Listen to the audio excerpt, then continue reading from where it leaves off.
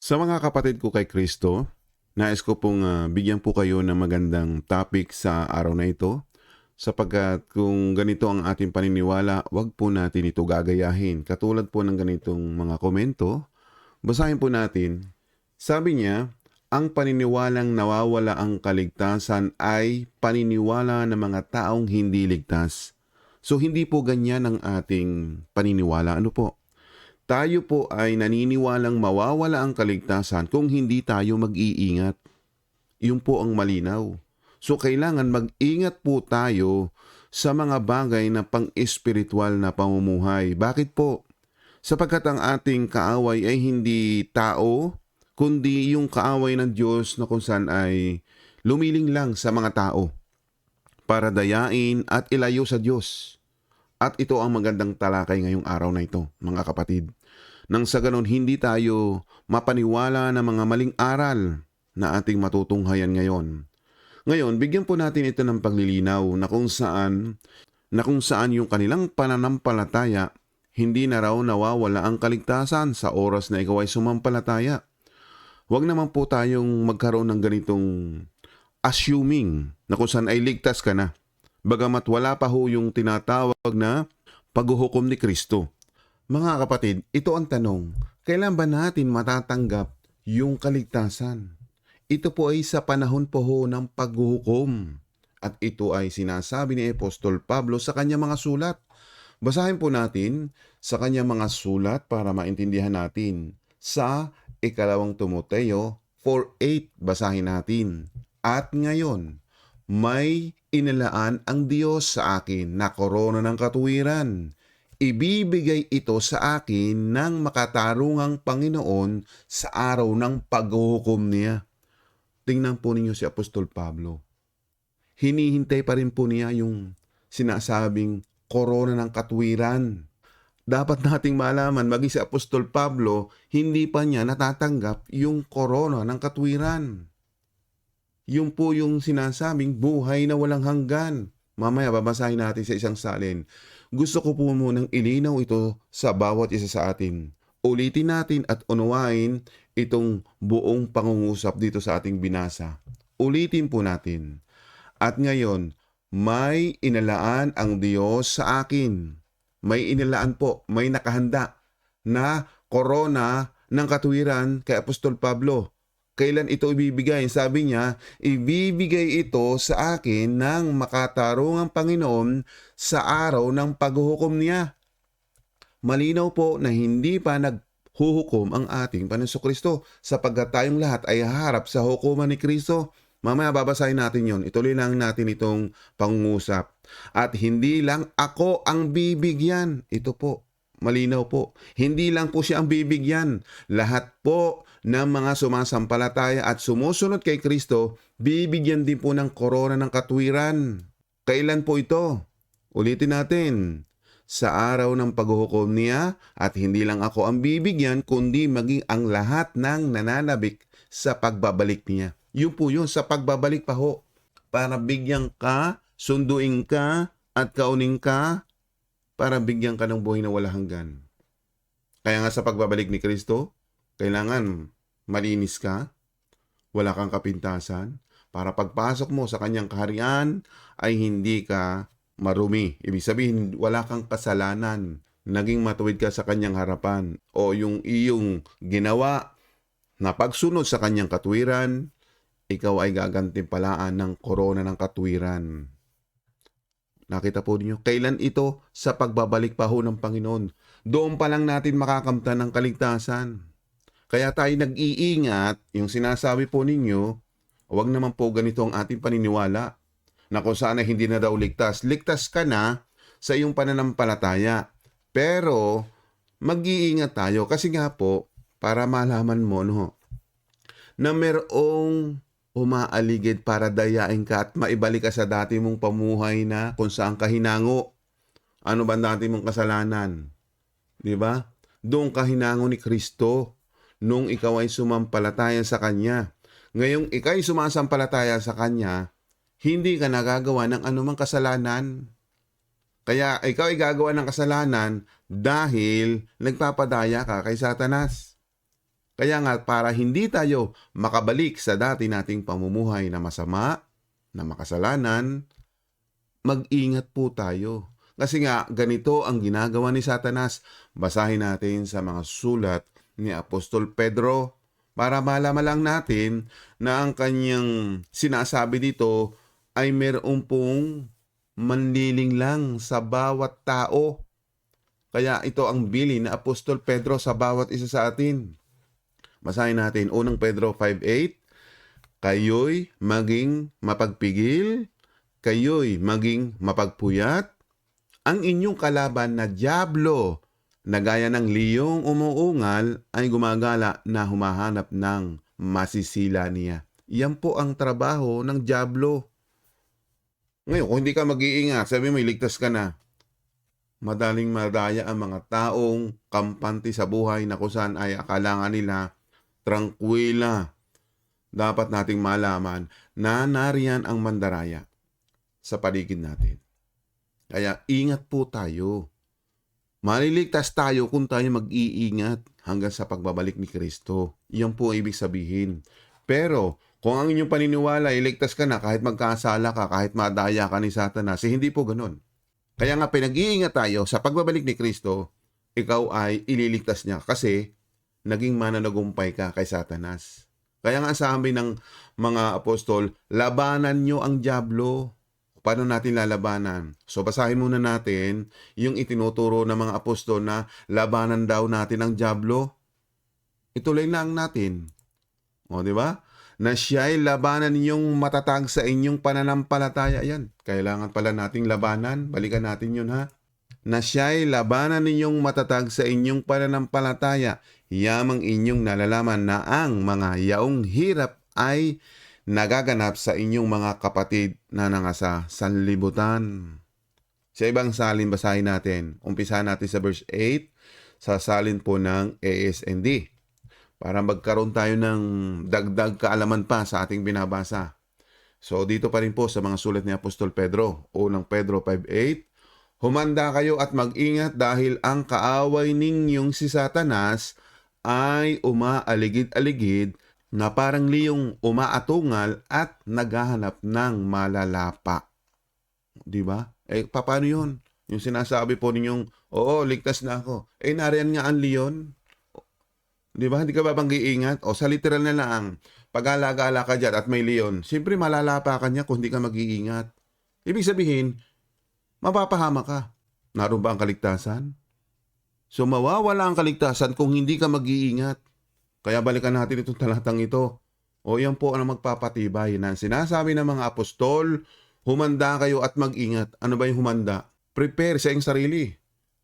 Naghahanda ka na kung saan ay alam mo ang mga pupuntahan mo na hindi ka mapapahamak dahil nariyan si Satanas sa paligid lang natin. Kaya mag-ingat po tayo nang hindi tayo mapahamak. Kaya mawawala ang kaligtasan po ng mga taong hindi nag-iingat katulad po ninyo. Ang sabi po niyo, ang inyong paniniwala ay kampante na kayo, nakailigtas na forever nung panahon kayo ay sumampalataya. Hindi po ganon ang dapat natin paniwalaan. Panlilin lang po yan. Kasi sinasabi ng mga apostol, mag-ingat tayo. Paano tayo mag-iingat? Kanino tayo mag-iingat? Ayan po, sa kaaway nating si Satanas. Umaaligid-aligid. Ituloy pa natin sa verse 9. Ano ang dapat natin gawin? Patatakin ninyo ang inyong pananampalataya sa Diyos at labanan ninyo si Satanas.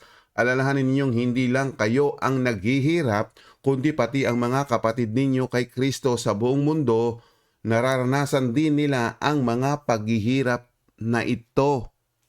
Iyan ang dapat nyong malaman. Hindi lang sa panahon natin ngayon. Dapat nyong malaman yan. O ituloy pa natin para mas maganda. Maikling panahon lang ang paghihirap ninyo. Pagkatapos nito, tutulungan kayo ng Diyos para maging ganap ang buhay ninyo. Yun, kaunting panahon lang naman. Ibig sabihin, yung buhay natin kakaunting panahon lang naman. Kung mapubuhay ka ng 70 years, 80 years, o sabihin natin 100, kaunti lang yung pagtitiis kaysa doon sa eternity na kung saan mapapahamak ang buhay mo, na kung saan maghihirap buong buhay mo na walang katapusan. Kaya ang sabi po dito, pagkatapos ito, tutulungan kayo ng Diyos para maging ganap ang buhay ninyo. Kaya nga nariyan pa rin ang pagtulong ng Panginoon sa atin na mag-ingat, nagpaalaala. Kaya nga tayo nagbabasa ng kasulatan. Kung ngayon may nagtuturo ng ganyan, ligtas na forever kahit hindi ka mag-ingat, ay di mapapahama ka. Kawawa naman po. Kaya nga tayo tuturuan na mag-ingat katulad ng isang ng magulang sa kanyang anak. O anak, huwag kang lalayo. Medyo mapanganib. Siyempre susundin mo yung magulang mo. So ganun din ang ating amang nasa langit. Binibigyan tayo ng ganitong mababasa, paalaala yan sa atin na hindi tayo maging kampante. Hindi para tayo magkaroon ng paisi-isi na lang sa buhay. Ang sabi ng Panginoon, mag-ingat tayo. At siya rin ang magpapatatag at magpapalakas sa inyo dahil siya ang pinagmumula ng lahat ng pagpapala. Pinili niya kayo upang makabahagi rin sa walang hanggang kalwalatian niya sa pamagitan ng pakikipag-isa ninyo kay Kristo. Yan po mga kapatid, dapat natin malaman. Kung ikaw ay nakipag-isa kay Kristo, dapat mong malaman yung mga sulat, palaala yan sa atin na tayo'y mag-ingat. Nakikiisa ka kay Kristo, hindi mo pala sinusunod yung mga utos at pamaran ng Diyos. Yun nga rin po, ang nakakalungkot sa mga nangangaral ngayon. Huwag na raw sumunod sa utos ng Diyos, wala na daw utos. Dahil ikaw ligtas na, ginanap na, tinapos na ni Kristo. Hindi po ganon. Ang tinapos ni Kristo, yung mga bagay na hinihingi ng kautusan doon sa lumang tipan. Pero tayo ay nasa under of grace. Nasa biyaya tayo ng Diyos, si Kristo yon. Kaya si Kristo naman ang ating susundin. Kaya nariyan na nakasulat sa mga sulat ni Apostol Pablo ang dapat nating gawin at sundin. Nagiging malinaw po ba sa atin? Kaya sa mga ganitong komento, kaya po ako'y sumasagot at naglilinaw, hindi po para kayo'y hiyain sa inyong mga napakinggan na nagturo sa inyo na kailangan daw yung kaligtasan na hindi na mawawala. Mawawala ito kung hindi ka mag-iingat. Ang tanong, yung kaligtasan ba, saan ba tayo naligtas? Di ba't malinaw naman po, nailigtas na tayo ni Jesus sa kamay ni Satanas. Iyan ang dapat yung malaman. Nailigtas tayo sa kapangyarihan ni Satanas. Na dati ang sinusunod mo yung mga bagay na gawang masama. Ngayong ikaw ay sumampalataya kay Kristo, sa Panginoong Hesukristo ka susunod. You are under. Pag sinabing under, nagpapasakop ka sa paraan ni Kristo. O tingnan po natin ha. Ano ang kalalagayan natin nung hindi ka pa sumasampalataya? At ano naman, nung ikaw ay sumampalataya kay Kristo, ano naman ang nangyari sa iyo? Gusto ko lang basahin sa inyo itong mga bagay na ito, no? Sa Efeso chapter 2, verse 1, basahin natin. Nung una, itunuring kayong mga patay ng Diyos dahil sa mga pagsuway ninyo at mga kasalanan. Yan ang ibig sabihin. Nung una, ibig sabihin, nung tayo hindi pa sumasampalataya, itinuturing tayong patay ng Diyos dahil sa ating pagsuway at mga kasalanan. Ngayon, dahil hindi ka pa sumasampalataya, nasa ilalim ka naman ng kapangyarihan ni Satanas. Ito po yun. Namuhay kayong gaya ng mga taong makamundo, sakop kayo noon ng kapangyarihan ni Satanas. Ang hari ng mga espiritong naghahari sa mundo, at siya rin ang espiritong kumikilos sa puso ng mga taong ayaw sumunod sa Diyos. Tandaan po ninyo, kung hindi ka susunod sa mga pamaran at utos ng Diyos, kumikilos pa rin si Satanas sa buhay ng isang tao. Maging sa buhay mo. Kung hindi ka, ang pananampalataya mo ay katulad ng ganito. Ay tapos sasabihin pa nila, yung mga taong ang paniniwalay nawawala daw ang kaligtasan, ay hindi daw sila ligtas. Ay talagang hindi ka talaga maliligtas kung ang paniniwala mo ligtas ka na, pero hindi mo pala alam ang iyong pagsunod sa katuwiran ng Diyos ay hindi tama, ay nasa under of Satan ka pala. Hindi ka nasa under of grace. Yung grace, nasa biyaya ng Diyos, ay si Kristo po yun. Nasa ilalim ka ng biyaya ng Diyos, o yung ating pinag-aaralan, ay si Kristo po yung biyaya ng Diyos. Kailangan nagpapasakop ka kay Kristo. Sa pangapamaraan ni Kristo, doon tayo susunod. Kaya nga binabasa natin ang kasulatan, yan ay pinasulat ng Panginoon Kristo sa kanyang mga tagasunod. Tinuruan si Apostol Pablo ng mga aral turo ni Kristo At maging yung mga 12 alagad at naghudas na nga po yung isa, ang pangalan ay si Judas, 'di ba? Nagtraidor. Ano po nangyari sa kanya? Yan. Kaya nga nadidesperate o nadidesperado ang buhay ng isang tao, kaya nagpakamatay si Judas dahil nung na-realize niya na mali ang kanyang ginawa, nagpakamatay siya. Kaya huwag po sana mangyari sa bawat isa sa atin, kundi matuto tayo magpakumbaba at sumunod sa paraan ni Kristo nang sa ganon hindi tayo magkaroon ng maling paniniwala. Kaya ang sinasabi po dito, balikan natin ito, no? Namuhay kayong gaya ng mga taong makamundo. Sakop kayo noon ng kapangyarihan ni Satanas, ang hari ng mga espiritong naghahari sa mundo. At siya rin ang espiritong kumikilos sa puso ng mga taong ayaw sumunod sa Diyos. Kaya yung sinasabi po ng mga ibang nangangaral, wala na daw utos, ayaw nilang sumunod sa Diyos. Sila yung pinaghaharian ni Satanas. Tandaan po nyo yan. Malinaw yung sinasabi dito sa kasulatan. At malinaw rin yung aking ipinapaliwanag sa inyo para hindi na kayo madaya ni numan. Malinaw po ba sa inyo to? Kaya dapat, huwag tayong gumaya sa mga maling aral. Pag nakapakinig kayo ng mga aral, inyo ring basahin sa kasulatan at inyong unawain. Di ba? Kaya kung ganito ang pamumuhay mo dati, ngayon wala ka na sa under ni Satanas o wala ka na sa kapangyarihan ng Satanas. Nasaan ka na ngayon? Nasa biyaya ka ng Panginoon na kay Hesukristo ka. At ito na yung gagawin mo ngayon. Dati, namuhay din tayong katulad nila. Kaya kung ikay nakapag-isa na kay Kristo, hindi ka natutulad sa ginagawa mo dati. Ngayon sumampalataya ka na kay Kristo, ganun pa rin ang iyong pag-uugali. Naninigarilyo, di ba? Laging lasing. O, di ba? O anumang sari-saring kasalanan ginagawa mo. Hindi po ganun.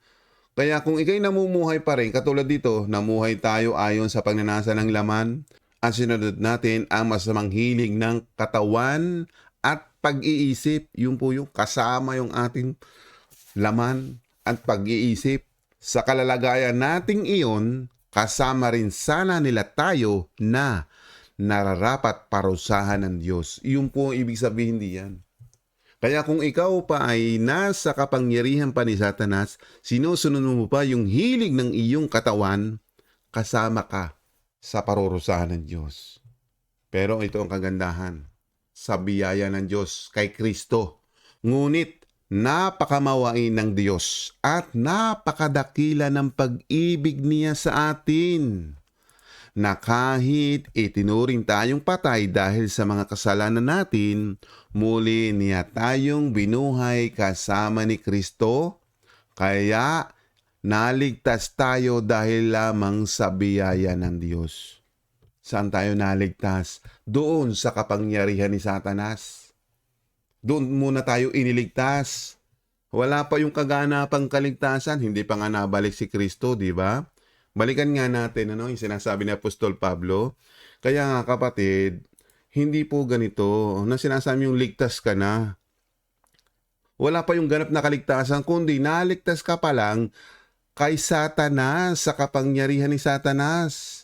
Nasa under ka pa ni Satanas. At ngayon, yung sinasabi po dito ni Apostol Pablo, dadating pa lang po yung paghuhukom, tsaka pa ibibigay sa iyo yung korona ng katwiran, kaligtasan. Yan po yun sa 2 Timoteo 4:8, mga kapatid. Mali yung kanilang explanation na kung saan ay ligtas na sila. Saan? Yun ang tanong, di ba? Kaya nga ipinaliwanag ni Apostol Pablo dito sa Efeso, malinaw naman po yun. Balikan natin. Noong una ay tinuring kayong mga patay ng Diyos dahil sa mga pagsuway ninyo at mga kasalanan. Namuhay kayong gaya ng mga taong makamundo, sakop kayo noon ng kapangyarihan ni Satanas na naghahari sa mga espiritong naghahari sa mundo, at siya rin ang espiritong kumikilos sa puso ng mga taong ayaw sumunod sa Diyos. Diyan ka naligtas sa kapangyarihan ni Satanas. Diyan ka muna iniligtas ng Diyos. Yan ang dapat nyong malaman, mga kapatid. Tapos sasabihin ninyo ito, ligtas na forever. Walang ganon. Dahil paanong ligtas forever kapag ikay nabigyan na ng buhay na walang hanggan. at nakapasok ka na doon sa kanyang kaharian. Yun ang ligtas. Hanggat ikaw hindi pa nakakapasok, narin pa rin si Satanas para dayain ka. Kaya nga sinasabi sa kasulatan, payo ni Apostol Pedro, mapagpigil, mapagpuyat, ang inyong kalaban at dyablo na gaya ng liyong umuungal ay gumagala na humahanap ng masisila. Kung ikaw ay masila, sa isang salin, basahin natin, ano? Yan. Parang liyong umaatungal at naghahanap ng malalapa. Ay sige, malapa ka niya. Ano ba yung ibig sabihin malapa? Kung literal yan na leon na iyong kaharap, ay talagang kakainin ka. Sa spiritual, madadaya ka rin. May babalik ka sa dati mong pamumuhay na makasalanan. Yan ang dapat yung malaman.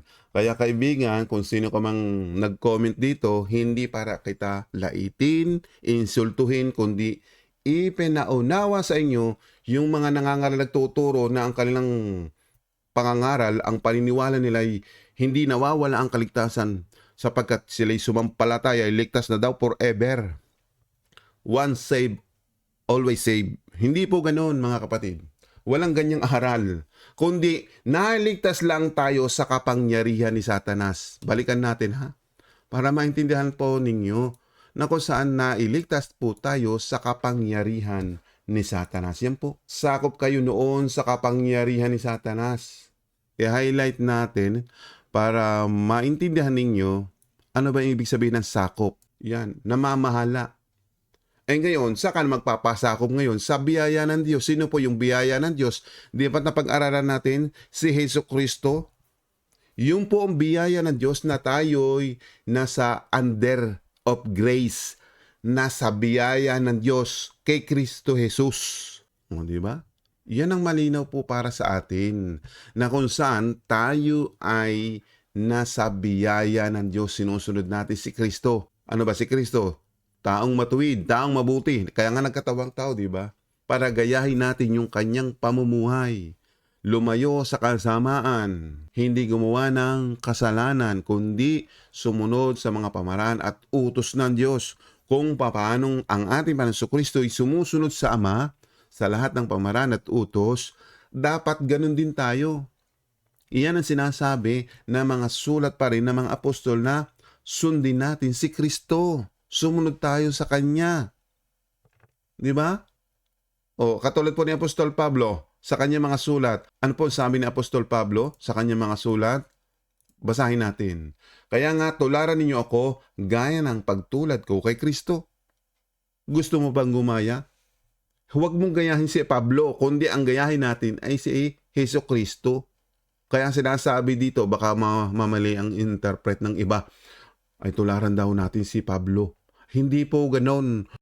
Sabi ni Pablo, tumutuli siya kay Kristo at dapat ganon din tayo na dapat din tularan natin ang ating Panginoong Jesucristo. Iyan ang dapat nating malaman. Ngayon, balikan natin ang tanong mong kaibigan.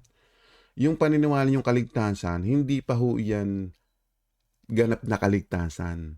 Sinasabi ni Apostol Pablo, balikan po natin. Ano? At ngayon, may inilaan ang Diyos sa akin na korona ng katuwiran. Kailan ito ibibigay? Yung korona ng katuwiran sa ibang salin. Buhat ngayon ay natataan sa akin ang putong ng katuwiran na ibibigay sa akin ng Panginoon na tapat na hukom sa araw na yaon. At hindi lamang sa akin, kundi sa lahat din naman ng mga naghahangad sa kanyang pagpapakita. Kailan ba siya magpapakita? Kaya nga inilinaw dito sa ASND sa panahon ng paghuhukom. Ang tanong, kailan tayo haharap sa hukuman ni Kristo para kamtan natin yung ganap na kaligtasan? Si Pablo pa rin po ang pagpapaliwanag niyan, hindi ako. Kasi binabasa ko at malinaw sa akin yung katwiran ng Diyos na tanim sa aking puso't isipan. Kaya binabahagi ko sa inyo na hindi ganun ang ating paniniwala na katulad ng iba. Katulad po nito, na kung saan ang kanilang pananampalataya, kaligtasan ay hindi na nawawala. Mawawala po ito kung hindi ka mag-iingat. Kaya sa pagbabalik po ng ating Panginoong Kristo, kailan yan para kamtan mo ang buhay na wala hanggan? Ang sabi po dito, ibibigay ito sa akin ng makatarungang Panginoon sa araw ng paghuhukom niya. kailan po yan? Ibig sabihin, si Pablo pa rin po magpapaliwanag niyan sa kanyang mga sulat. Basahin po natin. Sa kanyang mga sulat, 2 Korinto 5:10. Tingnan po ninyo. Malinaw ito ha. Pansinin niyo ito. Sabi dito sa kanyang mga sulat, sapagkat haharap tayong lahat kay Kristo para hatulan. Kailan yan? Sa ibang salin, para malapit sa salitang paghuhukom. Sapagkat tayong lahat ay kinakailangang mahayag sa harap ng hukuman ni Kristo. Ang tanong, kailan tayo haharap sa hukuman ni Kristo? Ay di sa pagbabalik niya. Malinaw naman po sa mga paliwanag ni Apostol Pablo. Kailan natin tatanggapin yung kaligtasan? Sabi po dito, upang tumanggap ang bawat isa ng mga bagay na ginawa sa pamagitan ng katawan ayon sa ginawa niya, maging mabuti o masama. Ibig sabihin, kung gumawa ka ng mabuti, may buhay na walang hanggang ka. Kung gumawa ka ng masama, parurusahan ka. Kailan yan? Di ba patay ka na dyan? Hindi naman tayo buhay sa panahon ng pagbabalik ni Kristo. Kaya nga, pagkabuhay na muli. Kaya kung hindi ka pa mananampalataya, baka makasama ka doon sa paghuhukom ni Kristo. Di pa po ba? Ngayon, kung bibigyan ka pa ng chance, baka makasama ka naman doon sa 7 taong kapighatian para maranasan mo naman kung paano magtiis para maligtas ka. Nakita po ba ninyo?